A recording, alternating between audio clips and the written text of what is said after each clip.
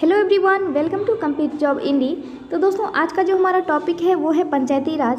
दोस्तों, पंचायती राज से संबंधित जितने भी प्रश्न पूछे जाते हैं बीपीएससी में, जितने भी प्रश्न पूछे गए हैं आज तक, उन सारे प्रश्नों को आज हम लोग इस वीडियो में डील करेंगे।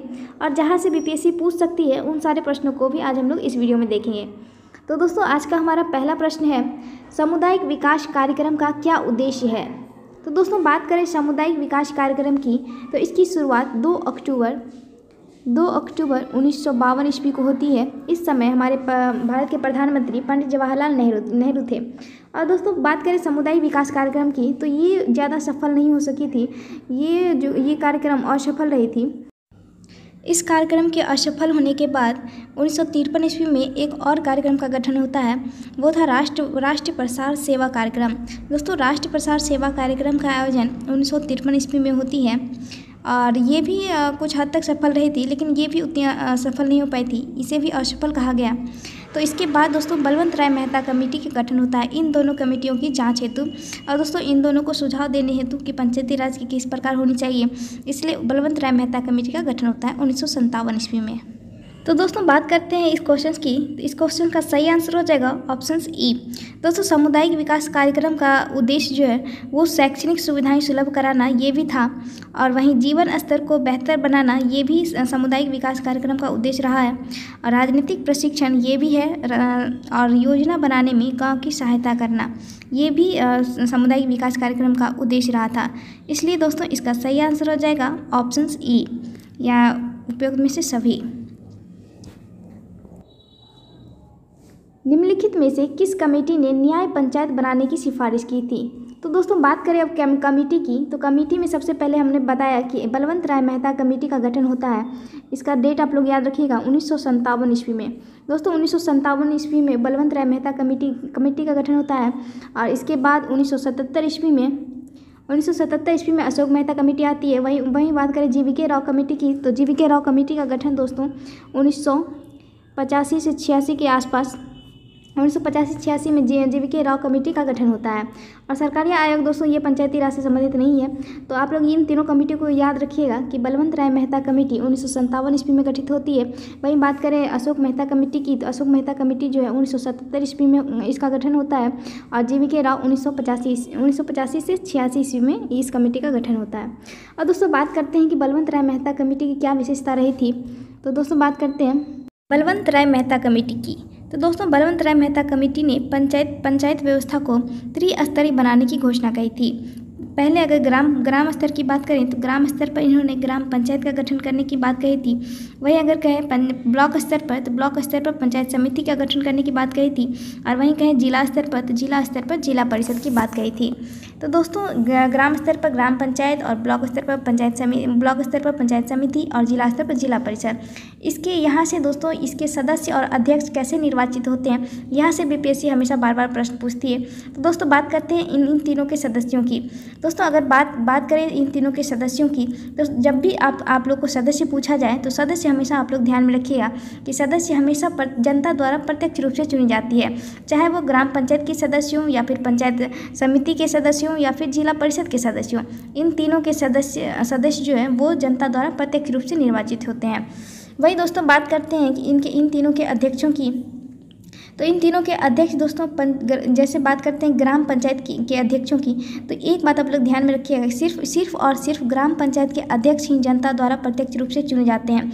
वही दोस्तों, बात करते हैं पंचायत समिति के अध्यक्ष और फिर जिला परिषद के अध्यक्ष की, तो इन दोनों के अध्यक्ष हमेशा अप्रत्यक्ष रूप से चुने जाते हैं। तो ये आप लोग ध्यान में रखिएगा, सदस्य और अध्यक्ष। दोस्तों, यहाँ कन्फ्यूज़ नहीं होना है, क्योंकि यहीं से जहाँ से अगर आप लोग कन्फ्यूज होना शुरू करते हैं वहीं से बीपीएससी प्रश्न पूछती है। तो दोस्तों, इसका सही आंसर हो जाएगा, इसमें पूछा गया है निम्नलिखित में से किस कमेटी ने न्याय पंचायत बनाने की सिफारिश की थी। दोस्तों, ये प्रश्न बीपीएससी एक बार पूछ चुकी है। तो इसका सही आंसर हो जाएगा option B, Ashok Mehta committee. Ashok Mehta committee ने न्याय पंचायत बनाने की सिफारिश की थी। ओके। निम्नलिखित में से कौन सा कार्य स्थानीय स्वशासन के अधिकार क्षेत्र में नहीं आता है। तो इसका सही आंसर हो जाएगा ऑप्शन डी, सार्वजनिक अनुशासन का रखरखाव। दोस्तों अगर बात करें स्थानीय स्वशासन के अधिकार क्षेत्र की, तो स्थानीय स्वशासन के अधिकार क्षेत्र में सार्वजनिक स्वास्थ्य, स्वच्छता, जन उपयोगी सेवा, ये तीनों आते हैं इसके अधिकार क्षेत्र में। बाकी सार्वजनिक अनुशासन के रखरखाव ये नहीं आता है। तो इसका सही आंसर हो जाएगा ऑप्शन डी, सार्वजनिक अनुशासन का रखरखाव।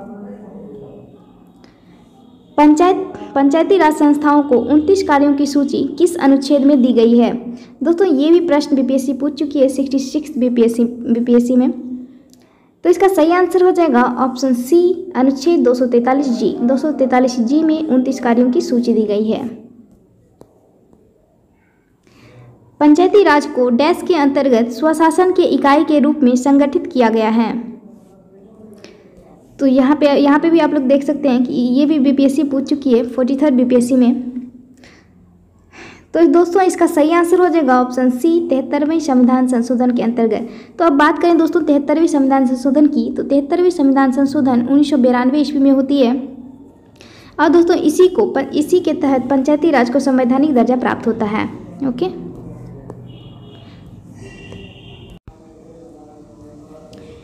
ग्राम पंचायत का निर्वाचन कराना निर्भर करता है। तो इसका सही आंसर हो जाएगा ऑप्शन डी, राज्य सरकार। दोस्तों राज्य सरकार ही निर्णय लेती है ग्राम पंचायत निर्वाचन करवाने की। ओके, सामान्यतः पंचायत समिति में कितने प्रकार के सदस्य होते हैं? तो दोस्तों हमने चर्चा कर चुकी है कि पंचायत समिति क्या होता है, और फिर इसमें पूछा जाता है कितने सदस्य होते हैं, कितने प्रकार के सदस्य। तो दोस्तों इसका आंसर अगर इसके आंसर की बात करें तो इसका सही आंसर हो जाएगा ऑप्शन डी, उपयुक्त सभी। दोस्तों इसमें सदस्यों की बात करें तो पदेन सदस्य भी होती है, और सहयोगी सदस्य भी होती है, सहयोजित सदस्य भी होती है पंचायत समिति में। ये ब्लॉक स्तर पर पंचायत समिति का गठन होता है। ओके, निम्नलिखित का सही वरीयता क्रम क्या है? तो दोस्तों हम लोग बात कर चुके हैं ग्राम पंचायत समिति की और वहीं जिला परिषद की। दोस्तों ग्राम सभा से ही ग्राम पंचायत बनती है। तो यहाँ बात करें अगर लोअर लेवल पे, तो दोस्तों उस ग्राम पंचायत सबसे कम निचले स्तर पे है, उसके बाद पंचायत समिति है, उसके बाद जिला परिषद है। तो इसका सही वरीयता क्रम हो जाएगा 1 2 3 4 1 2 3 सॉरी 1 2 3। तो 1 2 3 यहाँ D is the right answer. Okay, निम्नलिखित में से कौन सा संविधान संशोधन यह कहता है कि ग्राम पंचायत में 1/3 सीटें महिलाओं के लिए आरक्षित होनी चाहिए? तो इसका सही आंसर हो जाएगा ऑप्शन डी, 73वां संविधान संशोधन। 73वां संविधान संशोधन 1992। दोस्तों इसी में कहा गया है कि महिलाओं के लिए ग्राम पंचायत में 1/3 सीट जो है आरक्षित होनी चाहिए। ओके, निम्नलिखित में से कौन पंचायती राज की 3 स्तरीय व्यवस्था के अंतर्गत नहीं है? तो दोस्तों हम लोग तीनों स्तर की बात कर चुके हैं। ग्राम स्तर पर ग्राम पंचायत होती है, वहीं प्रखंड स्तर पर बात करें प्रखंड स्तर पर पंचायत समिति होती है, वहीं जिला स्तर पर बात करें जिला स्तर पर जिला परिषद होती है। दोस्तों तहसील स्तर पर हम लोग बात नहीं किए थे, तो इसलिए इसका सही आंसर हो जाएगा ऑप्शन डी, तहसील स्तर। पंचायती राज व्यवस्था अपनाई गई थी, तो इसका सही आंसर हो जाएगा ऑप्शन बी, लोकतंत्र की शक्तियों के विकेंद्रीकरण के लिए। दोस्तों यहाँ पे पूछा जाता है कि लोकतंत्र विकेंद्रीकरण का जनक किसे कहा जाता है, वो आप लोग ध्यान में रखिएगा। विकेंद्रीकरण का जनक दोस्तों बलवंत राय मेहता कवि, बलवंत राय मेहता, इसे ही विकेंद्रीकरण का जनक कहा गया बलवंत राय मेहता को, क्योंकि इन्होंने ही सबसे पहले 1957 ईस्वी में अनुशंसा की थी कि पंचायती राज को त्रिस्तरीय बनाया जाए और लोकतंत्र का जो है विकेंद्रीकरण किया जाए, लोकतंत्र की शक्तियों का विकेंद्रीकरण किया जाए। इन्होंने ही सर्वप्रथम अनुशंसा की थी, इसलिए इसे ही लोकतंत्र का विकेंद्रीकरण का जनक बलवंत राय मेहता कमेटी को ही माना जाता है। ओके, पंचायती राज संस्थान के अधिकतम आय का स्रोत है। तो दोस्तों बताना है कि अधिकतम आय का स्रोत क्या है पंचायती राज की। तो इसका सही आंसर हो जाएगा ऑप्शन सी, सरकारी अनुदान। दोस्तों सरकारी अनुदान इसकी जो है अधिकतम आय सबसे ज़्यादा अगर पूछी जाए कहाँ से आती है, सरकारी अनुदान से पंचायती राज संस्थानों में सबसे ज़्यादा इसकी आय आती है। ओके, राजस्थान में पंचायती राज व्यवस्था की शुरुआत किस जिले से हुई? तो दोस्तों बात करते हैं राजस्थान की। राजस्थान में दोस्तों जब बलवंत राय मेहता कमेटी 1957 ईस्वी में गठित होती है और इन्होंने इसकी रिपोर्ट जो है 1958 ईस्वी में स्वीकृत कर ली जाती है। और इसके रिपोर्ट के बाद सर्वप्रथम राजस्थान जो है वो नागौर जिले में सर्वप्रथम पंचायती राज व्यवस्था को लागू करती है 1959। इसका भी डेट आप लोग याद रखिएगा, 1959 ईस्वी में सर्वप्रथम 2 अक्टूबर, दोस्तों 2 अक्टूबर भी याद रखिएगा, 2 अक्टूबर 1959 ईस्वी को राजस्थान के नागौर जिले में पंचायती राज व्यवस्था लागू होती है। ओके,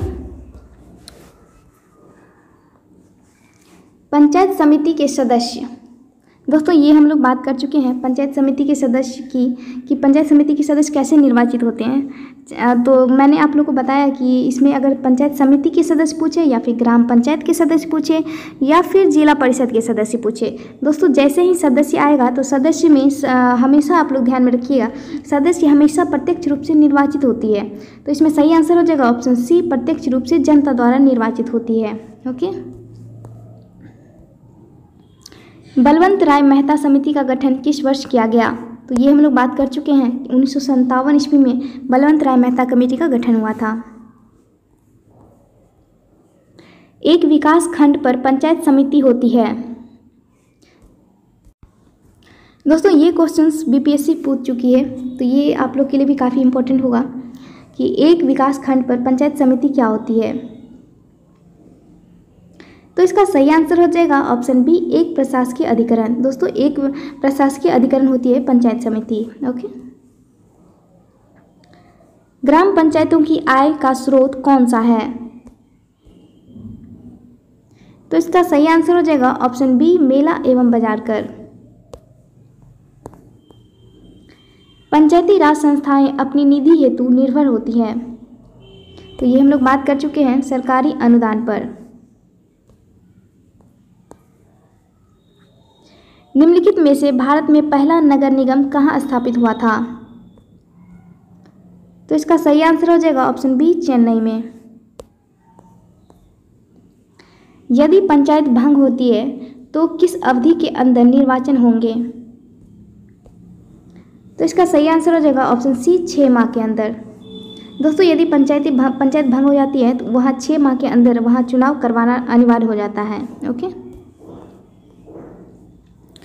वर्तमान ग्रामीण स्वशासन की संरचनाएं निम्न में से किसकी अनुशंसा पर की गई है? तो दोस्तों बात करें वर्तमान की, तो वर्तमान में अभी दोस्तों बलवंत राय मेहता कमेटी की सिफारिश बलवंत राय मेहता कमेटी ने जो सिफारिश की थी त्रिस्तरीय पंचायती राज बनाने की, तो इसी की संरचनाएं अभी लागू है हर जगह लगभग, बलवंत राय मेहता कमेटी की। 1957 में किस समिति ने भारत में त्रिस्तरीय पंचायती राज की सर्वप्रथम सिफारिश की थी? तो ये भी हम लोग बात कर चुके हैं त्रिस्तरीय सिफारिश ऑप्शन सी, बलवंत राय मेहता समिति। वहीं बात करें दोस्तों अशोक मेहता कमेटी की, तो अशोक मेहता कमेटी ने द्विस्तरीय पंचायती राज की सिफारिश की थी। ओके, भारत में पंचायती राज प्रणाली का शुभारंभ कब और कहाँ हुआ? तो दोस्तों ये भी हम लोग बात कर चुके हैं कि 2 अक्टूबर 1959 ईस्वी को नागौर जिले राजस्थान में सर्वप्रथम पंचायती राज प्रणाली का शुभारंभ हुआ था। वर्तमान ग्रामीण स्वशासन की संरचना निम्न में से किसकी अनुशंसा पर की गई है? तो इसका सही आंसर हो जाएगा option A, Balwant Rai Mehta committee. Bharat के पंचायती राज व्यवस्था का वास्तुकार किसे कहा जाता है? तो दोस्तों वास्तुकार कहे या फिर जनक कहे, बात एक ही है। तो इसका सही आंसर हो जाएगा ऑप्शन बी आर मेहता। दोस्तों बलवंत राय मेहता, ये बलवंत राय मेहता इसका फुल फॉर्म। तो बी आर मेहता को ही पंचायती राज व्यवस्था का वास्तुकार भी कहा जाता है। और इसे बात करें विकेंद्रीकरण के जनक किसे माना जाता है, वो बी आर मेहता को ही माना जाता है। ओके, 73वें संविधान संशोधन का अभिपालन करने वाला पहला राज्य है। तो दोस्तों बात करते हैं 73वें संविधान संशोधन की। 73वें संविधान संशोधन का अभी पालन करने वाला पहला राज्य दोस्तों मध्य प्रदेश है। इसका सही आंसर हो जाएगा ऑप्शन ए मध्य प्रदेश। दोस्तों बात यहाँ पहले की नहीं हो रही है, यहाँ पूछा जा रहा है कि 73वें संविधान संशोधन के बाद अगर किसी ने पंचायती राज की शुरुआत की थी तो वो था मध्य प्रदेश। और वहीं बात करें सर्वप्रथम पंचायती राज की शुरुआत किसने की थी तो वो है राजस्थान के नागौर जिले से 2 अक्टूबर 1959 ईस्वी को पंचायती राज की शुरुआत होती है। ओके, विकेंद्रीकरण प्रणाली की सिफारिश किसने की थी तो इसका सही आंसर हो जाएगा ऑप्शन सी बलवंत राय मेहता। तो दोस्तों ये थी हमारी पंचायती राज से संबंधित जितने भी महत्वपूर्ण प्रश्न।